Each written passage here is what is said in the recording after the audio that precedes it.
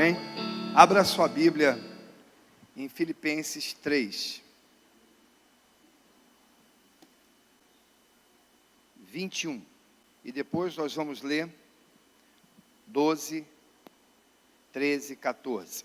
Filipenses 21 diz assim: que transformará o nosso corpo abatido para ser conforme o seu corpo glorioso, segundo o seu eficaz poder de sujeitar também a si todas as coisas. Agora, do 12 ao 14. Filipenses 3, do 12 ao 14. Não que já tenha alcançado, ou que já seja perfeito, mas prossigo para alcançar aquilo que para o que foi também preso por Cristo Jesus. Irmãos, quanto a mim, não julgo que haja alcançado, mas uma coisa faço, e é que, esquecendo-me das coisas que atrás ficam, e avançando para as que estão diante de mim, prossigo para o alvo, pelo prêmio da soberana vocação de Deus em Cristo Jesus. É interessante que a palavra diz, Paulo, ele é bem claro dizendo, não consegui ainda alcançar, mas eu estou correndo para alcançar. Por isso que eu vou deixando para trás as coisas que ficaram. Eu estava até conversando hoje com a pastora Paula no carro, e falando com ela o seguinte, até troquei uma frase que diz aí, o teu passado não pode influenciar tanto o teu futuro, o teu presente. Repitam comigo, o meu passado não pode interferir, mas no meu presente. Porque se ele continuar interferindo, o meu futuro será igual ao meu presente. Nós começamos a pensar sobre isso. Paulo está dizendo, eu deixei para trás as coisas que me arrebentavam. Paulo, ele era um perseguidor dos cristãos. Paulo foi que disse, podem matar Estevão. E Paulo, quando se converteu no caminho de Damasco, e ele foi ali levado, estava cego, e Deus fala para um servo seu, para ir à casa lá, falar com ele, orar por ele. Paulo sofria de duas consequências na sua vida, porque aquilo que nós decidimos fazer, nós vamos sofrer consequências. Infelizmente nós pensamos que não vamos ter consequências dos nossos erros, como temos consequências do nosso acerto, temos consequências do nosso erro. E Paulo sofreu uma consequência preconceituosa, porque imagine, um cara que matava, perseguia todo mundo, de repente, estão dizendo, é um vaso de honra meu, olha, o Senhor separou ele para levar a palavra. Não sei se de repente eu me transporto muito para aquele tempo, e penso o seguinte, será que Paulo era um daqueles que mandou matar um filho meu, ou minha esposa, e de repente eu estou lá me reunindo, e de repente Paulo vai pregar, eu falei, não acredito. Cadê a justiça de Deus? É difícil isso quando você se transforma para uma situação, e quando você vê que Paulo sofreu preconceito, dentro como posso dizer, da reunião, da mesa dos 12 apóstolos, porque Paulo diz, olha, eu nunca fui consagrado a nenhum cargo eclesiástico pelos apóstolos, ele diz, eu sou apóstolo, não dos homens, mas de Deus. Paulo não tinha muito valor, porque ele estava marcado, imagine no seu coração, as dores que ele ficou, e ele era um cara difícil de se lidar, tanto é que ele estava sozinho, ele morre sozinho, e era difícil visitar Paulo. Paulo, a Bíblia diz que era um cara duro, ele era um cara que falava direto, era um cara pesado, mas ele diz, olha, eu tento esquecer disso, das coisas erradas que eu fiz, porque se eu trouxer isso para o meu presente, o passado não vai me trazer nada de bom para o meu presente. Eu não posso trazer passado que eu fiz coisas erradas, eu quero no meu presente dizer, olha, eu esqueci das coisas antigas, Cristo me fez novo, Cristo me deu uma mente nova, e agora eu vou prosseguir para o alvo, eu quero esquecer as coisas, porque a própria palavra diz, quem tentará acusação contra os eleitos de Deus, é Deus quem os justifica. E muitas das vezes nós somos condenados por nossos inimigos, por nosso inimigo, e a pior condenação é aquela que nós nos condenamos a nós mesmos. Como Deus pode nos abençoar, se nós achamos que não somos merecedores de sermos abençoados? E o problema não vem nem de fora, o problema vem de dentro, é o interior, quando começa a nós mesmos nos condenar, dizendo: eu não sou digno, eu fiz tanta coisa errada, eu não sou digno disso. Mas eu quero dizer para você, quando você se acha tão assim puro que não é digno, você está dizendo: Jesus, o teu sacrifício não valeu, Jesus sacrificou, morreu e ressuscitou ao terceiro dia, para que você se tornasse filho de Deus e tivesse direito à herança do Pai. Você entende isso? Quando você diz: não, quem sou eu? Realmente, a Bíblia diz: Ele colocou a sua excelência, o seu poder, o poder da sua glória total, o Espírito Santo está em nós, em vaso de barro. Colocou a sua excelência, olha que privilégio. Aí eu vou ficar dizendo: quem sou eu? Eu não posso isso, eu fiz tanta coisa errada. Mas Ele ressuscitou por nós, Ele morreu, Ele pagou o preço por nós. Aí eu quero só trazer algo para nós rápido sobre o testamento que fala na Santa Ceia, que diz: do cálice do sangue, esse é o novo testamento no meu sangue. Aí você diz: por que ele deixou um testamento? Ele fez um testamento, mas para que o testamento valesse, o testador tinha que morrer, e isso nós sabemos em direito. Por que ele trouxe um novo testamento? Aí você começa a trazer várias coisas à sua cabeça. Eu comecei a pensar um pouco sobre isso. O primeiro testamento, até chamamos de Velho Testamento. O primeiro testamento foi dado a alguém poderia escrever, porque foi dado domínio para ele de todas as coisas. Eu vou viajar um pouco aqui com os irmãos. Foi dado um domínio de todas as coisas a Adão. E sobre Adão, ele era super abençoado, e os homens seriam abençoados, porque através dele Eva, uma geração viria, porque Deus disse a Adão: crescei, multiplicai, povoai a terra. Então estava sendo decretada uma história tremenda sobre a vida da humanidade. Olha, vocês serão imortais, vocês não terão pecado, vocês não terão fome, vocês não terão doenças, vocês não conhecerão a morte. Olha que coisa tremenda que Deus escreveu. Mas de repente Adão, pela sua infidelidade com Deus, porque quando nós pecamos, nós somos infiéis com Deus. Pecar é transgredir a lei de Deus, pecar é atingir o coração de Deus. E Adão, eu fico imaginando, até conversei alguma coisa com alguns irmãos, até falei hoje pela manhã alguma coisa, a gente orando aqui rápido. Como? Talvez eu queira perguntar para Adão, se conhecê-lo: Adão, como é que você caiu naquela história? Foi te dado o poder sobre toda a terra, você tinha uma inteligência tremenda, você era imortal, você era fantástico. Como é que você desprezou tudo para comer um fruto? Às vezes a gente pensa: pecado, pecadão, eu não vou entrar nisso. Mas ele perdeu tudo por causa de um fruto. E às vezes a gente perde tanta coisa por pequenas coisas. A gente diz: não, eu não tenho esse pecado, eu não adulterei, eu não fiz isso. Mas tem pequenas coisas que transgridem a lei de Deus, que entristece Deus.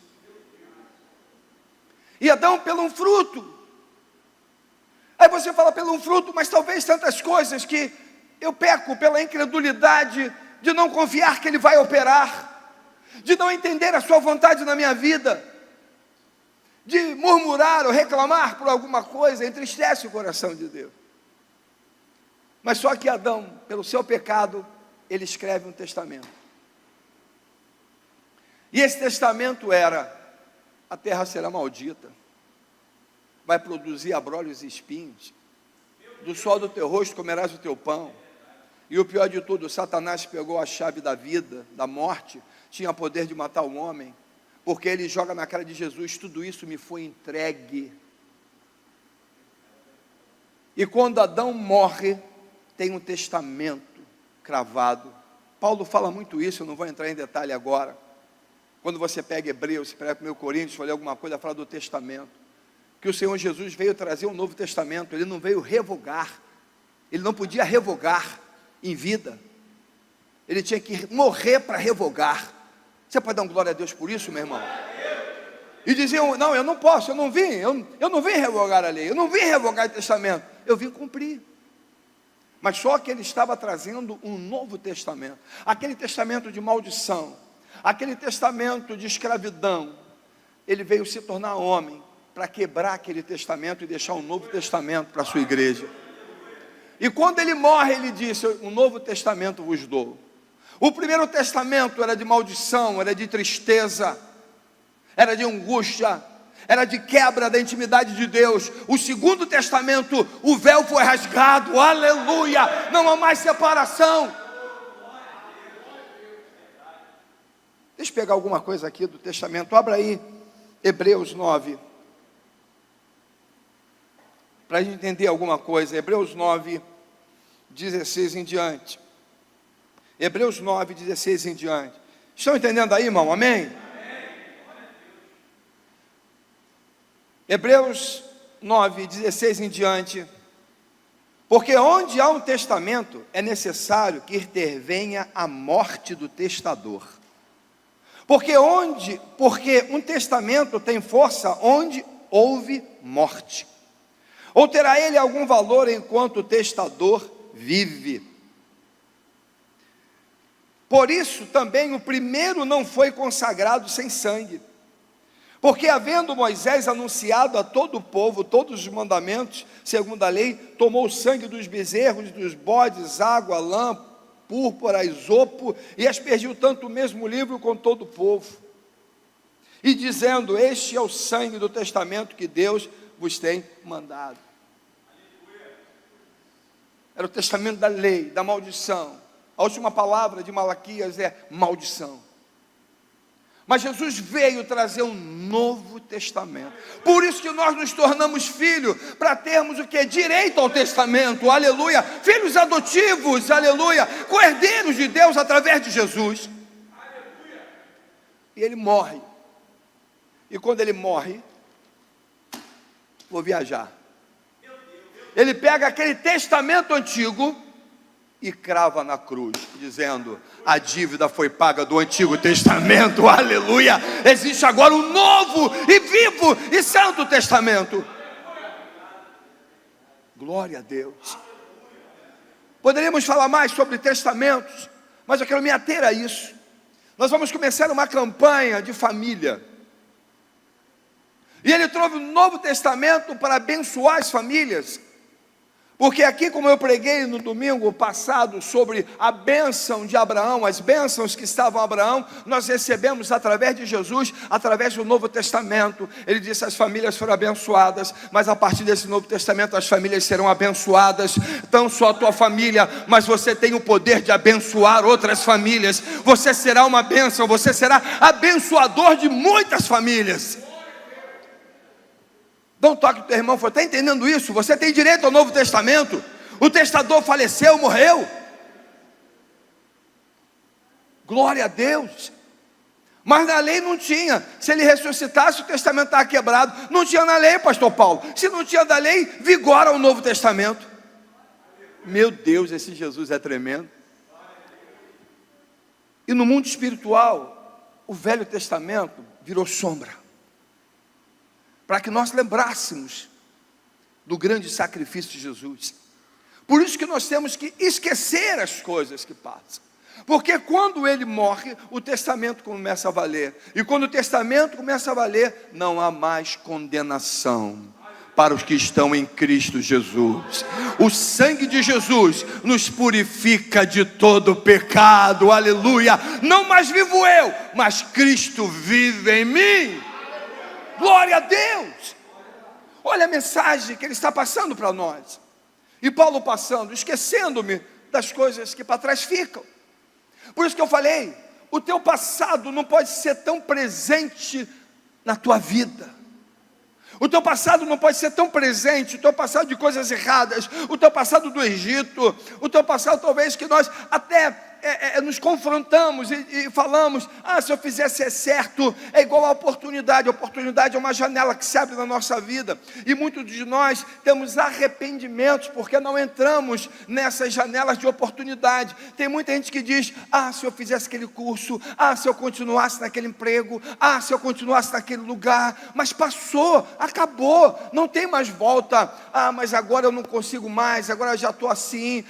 Se eu fosse jovem e tomasse a decisão. Acho que cada um de nós temos um pensamento assim, né? Pessoal mais cascudo, a gente sempre tem um arrependimento que a gente não fez lá atrás, né? Se eu fizesse isso, se eu continuasse. Mas só que o Novo Testamento é no campo espiritual. Eu pequei, mas Ele te perdoou. Eu não era nada, mas agora você é filho. Aleluia! Eu não tinha nada, mas agora eu tenho herança. Oh, glória a Deus! Quem é você? Filho do Altíssimo. Quem é você? Cidadão do céu. Fala de boca cheia. Cidadão do céu. Não mexe comigo não, porque meu irmão mais velho, ele gosta de me defender. Eu sempre conto aqui, evangelista Edson, das minhas histórias nossas lá antigas. Só não conto algumas que não podem se contar. Mas uma que eu gostava, o evangelista Edson está ali. Eu tinha 3 irmãos mais velhos. Ainda tinha irmãs que me defendiam, a pastora Valde, a pastora Marta. Então a gente se dava bem. O Todd tinha um primo chamado Banha. Ruim. Então quando o pessoal mais velho vinha em cima da gente, Ronaldo tinha os irmãos mais velhos. O Robson, nosso amigo, não tinha, apanhava muito. Pedrinho não tinha, apanhava muito. Arcanjo, e a gente era marrento. O crente tem que ser marrento, meu irmão. Quando o pessoal chega, tem 3 irmãos, Murilo, Lemão e Mazinho, vai. Não mexe com o Serginho não mexe com o Todd não sei o quê. E o pai do Todd, o Pídio, ainda era policial, meu irmão. E um policial bondoso.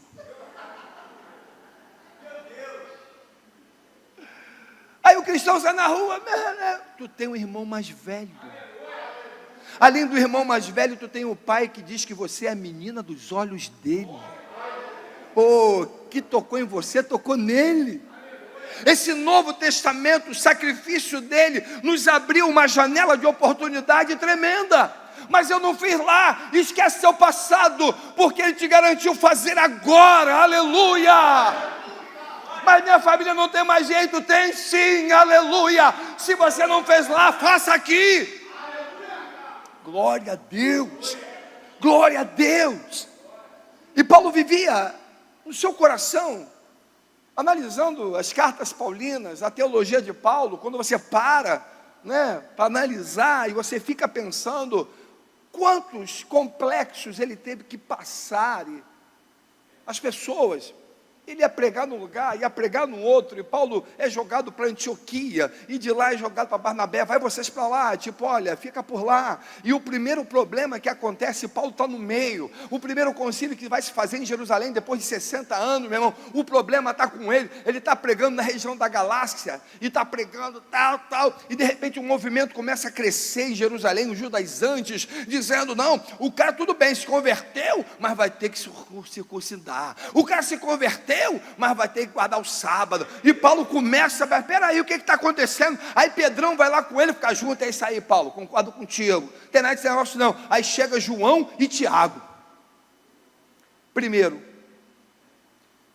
um complexo na vida de Pedro o atrapalhou de ser o líder, porque Jesus falou, você é Pedro, e sobre essa pedra edificarei a minha igreja. Jesus disse, você vai ser o líder. Ele não quis ser o líder, não sei porque ele não quis ser o líder, e depois que Jesus morre, ele volta a pescar, ele larga a liderança, e Tiago e João têm que assumir a liderança. Eu não sei qual é o passado que veio sobre a vida do presente de Pedro, que o atrapalhou. Foi dado a ele uma missão, ele deixou a missão de lado, e voltou a pescar. Paulo vai chamar ele, dá uma pancada sobre ele, ele volta, e de repente Paulo começa a pregar na região da Galáxia, o pessoal aceitando Jesus e tal, e de repente Paulo fica tão chateado, porque essa doutrina está entrando na vida deles. Paulo começa a dizer, Gálatas, quem vos fascinou? Quem vos fascinou?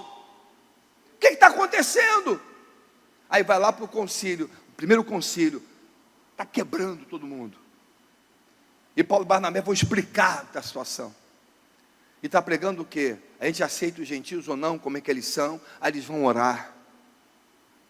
Aí o Espírito Santo deve estar pensando, Jesus lá de cima, vai lá, você que está aí, Espírito Santo, agora com esse povo, dá um catuque nesse povo. Eu não morri para isso, eu morri para que todos tivessem vida, eu morri, deixei um Novo Testamento, eles são livres do Velho Testamento, são livres da lei, são livres de guardar o sábado, são livres de circuncidar, porque agora o Novo Testamento foi no meu sangue, eu quebrei isso tudo. Vai falar com eles, eles oram e digam, pareceu bem primeiro ao Espírito Santo, e depois a nós. Eles entenderam um Novo Testamento. Mas infelizmente a igreja, muitas das vezes, nós não entendemos esse Novo Testamento de libertação na nossa vida. Repitam comigo, o Novo Testamento, o testamento deixado por Jesus, veio me trazer liberdade. Liberdade. Eu sou livre. Aleluia. Eu sou livre. E às vezes a gente está tão preso ao passado. E o pior é que as pessoas não lembram do passado. A acusação é algo muito tremendo. Às vezes não precisa nem te acusar. Você mesmo já se acusa. Tem pessoas que não conseguem prosperar na vida secular, na vida ministerial, porque o passado acusa muito, o passado aprende. Ela está presa no passado. Ou ela não perdoa alguém, ou ela não se perdoa. Ou ela não consegue caminhar. E isso leva ela a prisões. Por isso que fala de libertação. Eu vi para que vocês, se o Filho verdadeiramente vos libertar, serão livres. A palavra é liberto, é livre. Mas às vezes parece que a gente vive no Antigo Testamento, o Testamento vindo lá de Adão, onde trouxe prisão àquela humanidade, sofria maldições.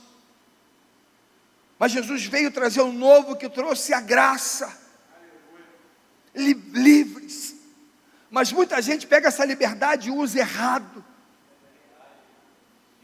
Mas eu quero te confrontar nessa noite. O que te atrapalha? O que te condena?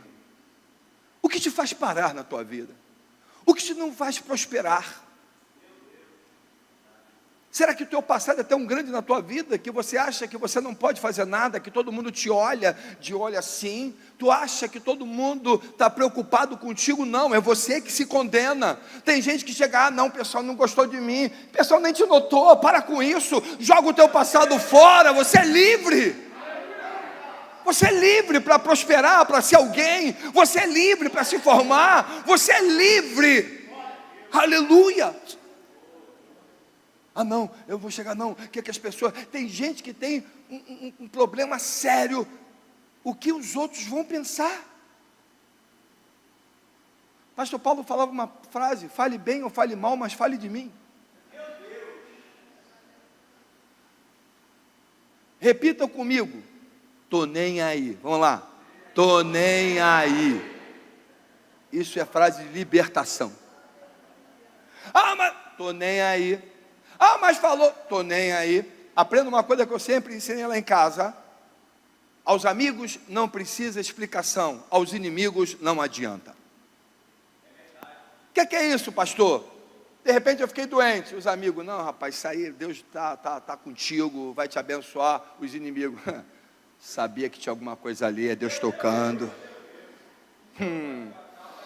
É o anjo cutucando, pastor. Sabia que tinha um negocinho ali. Aos amigos não precisa, vou explicar, são teus amigos, estão contigo. E às vezes a gente se preocupa muito com o que os outros vão falar. A gente se preocupa mais do que os outros vão falar do que Deus vai falar. Aí eu vejo João e Pedro diante de uma autoridade dizendo: vocês não podem mais fazer esses milagres. Vocês não podem mais orar e um aleijado andar. Vocês causaram um alvoroço. E se vocês fizerem isso, vocês vão ser presos.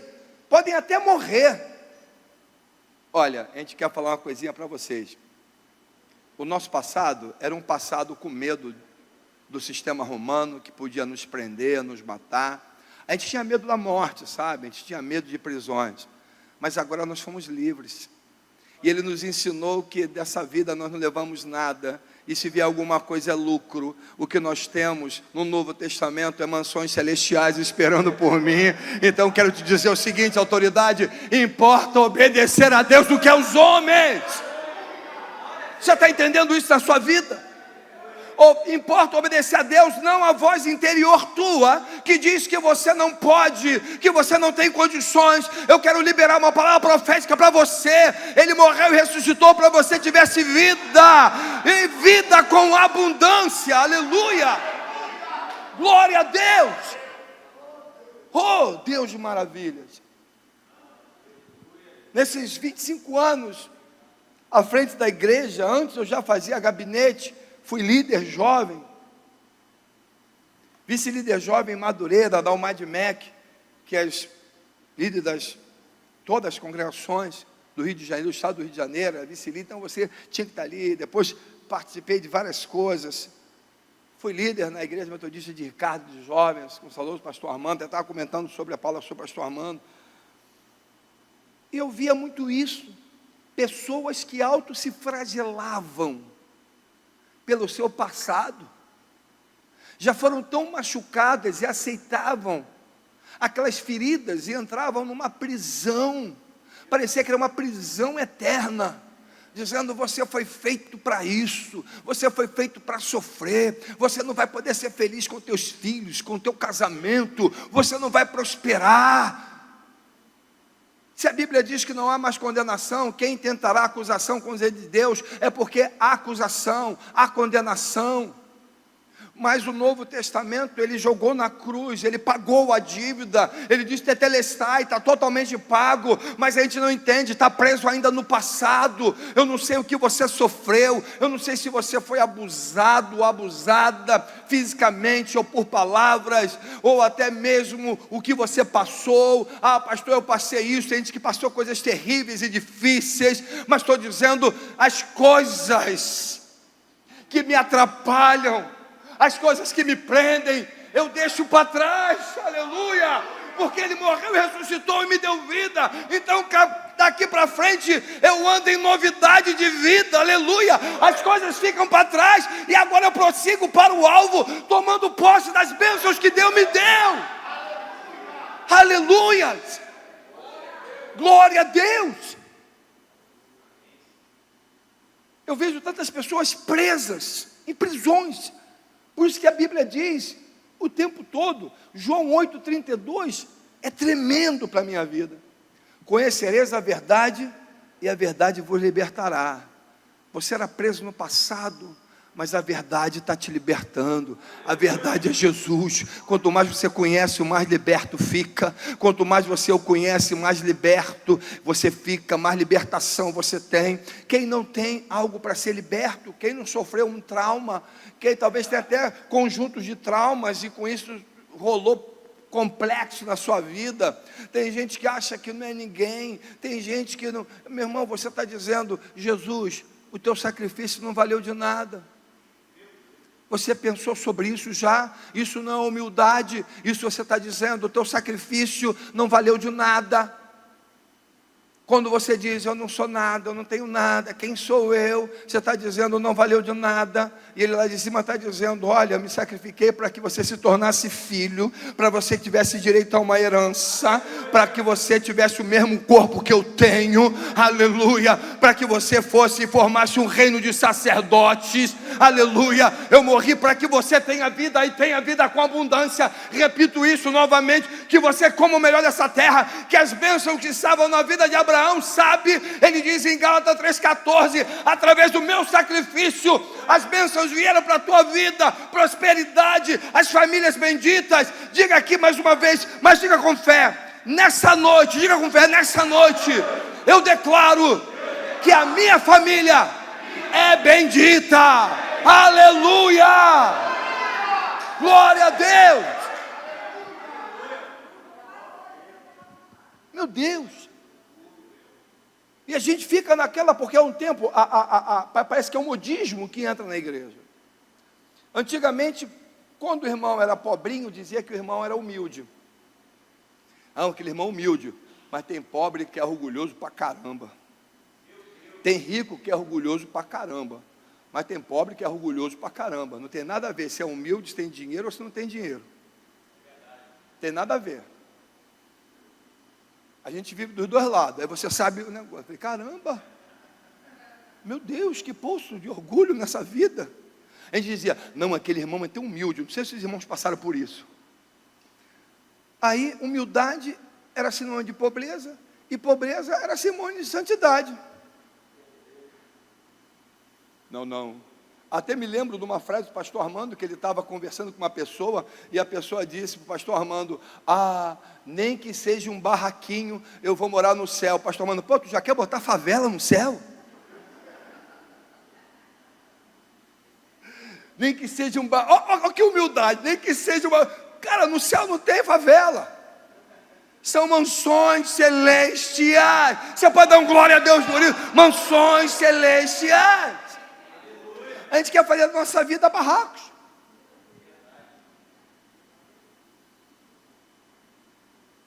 Ele nos compara a tabernáculos. Diácono Adriel, você gosta de usar quem fica desse lado? Vou te usar hoje. Aí o Senhor diz que você é um tabernáculo, habitado pela excelência do seu poder. Aí você vai entender, lá no paraíso ele andava, Deus gostava de andar, sua glória no meio dos homens. O homem peca, ele traz um dispositivo para estar no meio. Aí ele traz o tabernáculo, porque o tabernáculo era a glória de Deus no meio do povo. Ele queria estar. Aí quando Jesus anda, diz que Jesus tabernaculou. Vimos a sua glória como a glória do Pai, andando sobre nós. Era Jesus, era a vontade dele. Jesus sobe e vem um Consolador. Aí a glória está onde? Está em nós. Então a glória anda hoje conosco. Onde você vai, a glória anda. Então você é um tabernáculo que anda, meu irmão. Você é um tabernáculo móvel. Onde você vai, vai a glória do Senhor. Você não é um barraquinho, você é um tabernáculo, aleluia, cheio da glória do Senhor. Aleluia. Glória a Deus. Nós temos que tirar isso da nossa vida. Não quer dizer que você, não, cuidado para não ser marrento, porque quem é marrento é pecador. Já dizia o nosso saudoso pastor Josué, que todo pecador é marrento. Até comentando com os irmãos que vieram hoje aqui, o Felipe e a Rafael, eles têm um trabalho tremendo lá no CI de Itajaí, tremendo mesmo. Eles têm lá mais ou menos 200 cestas básicas que eles distribuem por mês. Eles fazem comida à mesa, fazem um mesão na igreja e todo dia tem janta para uma galera que chega lá e faz. A gente comentando, eu falei, rapaz, eu lembrei, comentando, eu falei assim, como é difícil o trabalho de rua. Porque a percentagem de pessoas que deixam e têm uma nova vida é uma percentagem pequena, é difícil trabalhar. Aí o André era pequeno, nós fomos entregar lá, nós decidimos não entregar nem sopa. Os irmãos antigos sabem disso, o trabalho que a gente fazia, nem sopa e nem macarrão. A gente entregava um cheeseburger, um podrão santo, né, meu irmão? Aquele podrão bonito, com guaravita. Quando eles olhavam aquilo ali, vinham, né, meu irmão? A palavra aí, né? Já sabia, e chegou o pessoal do podrão do SEAD e tal, aí chegava lá, aí o Adriel era pequeno, todo contente, tem lá um dormindo, o Adriel vai lá, tudo bem? Você quer alimento? Que levantou? É sopa. Se for sopa, não quero não. Aí o Adriel, pai, e aí? Eu falei, filho, pecador é marrento. Aí eu falei, não, amado, por isso tem que ser por amor. Não, amado, é um cheeseburger. Ele, então eu quero. Tu quer? Tu quer, amado? Mas é o amor que gera isso. Está ali o evangelista Luiz, eles trabalham muito. Já conhece a Fernanda, trabalhou muito nessa vida. Sabe o que é isso? Mas só que até eles, quando receberem a palavra de salvação, eles vão deixar o Velho Testamento e vão entrar no Novo Testamento, na Nova Aliança, dizendo, vocês não têm vida, vocês não tinham vida, agora vocês têm vida. Vocês agora não tinham um lugar, agora vocês têm um lugar preparado. Talvez ninguém dizia que você tinha família, ou foi abandonado, agora você é um concidadão do céu, faz parte da família de Deus. Cara, você tem que, sabe, estufar o peito. Quem é você? Eu sou salvo. Isso te alegra? Vira para o irmão do lado e fala assim: sou salvo. Mas fala bonito, meu irmão: sou salvo. Me respeita. Sou salvo. Porque parece que até a salvação perdeu o efeito. O que é ser salvo? É lembrar do sacrifício, é levar do plano original, é lembrar de João 3,16, porque Deus amou o mundo de tal maneira, aleluia, Ele me amou de tal maneira, que hoje eu tenho meu nome escrito no livro da vida.